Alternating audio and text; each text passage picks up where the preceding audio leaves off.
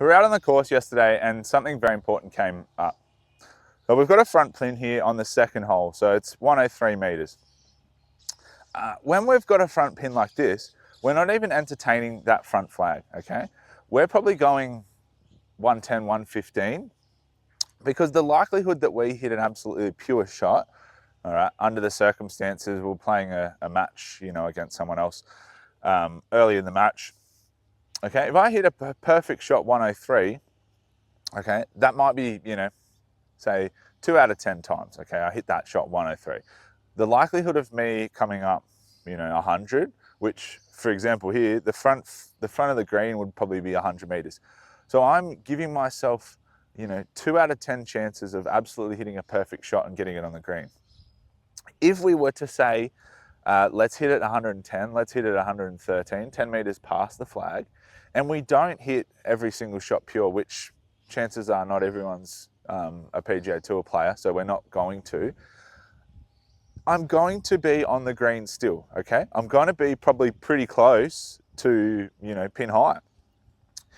If I flush it and it goes past the pin, I'm accepting that I'm going to have, a couple of meters putt back down the hill, but I'd rather have that than say a 15-meter chip. So 103 for me, I'd probably hit a sand wedge usually.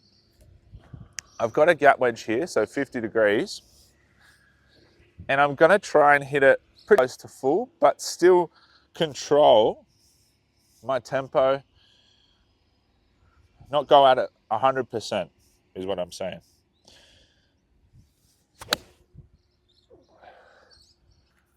All right, pretty good strike. It's fading a little bit and it's gone just past the flag, and I've got a little bit of spin on it and it's come back to, or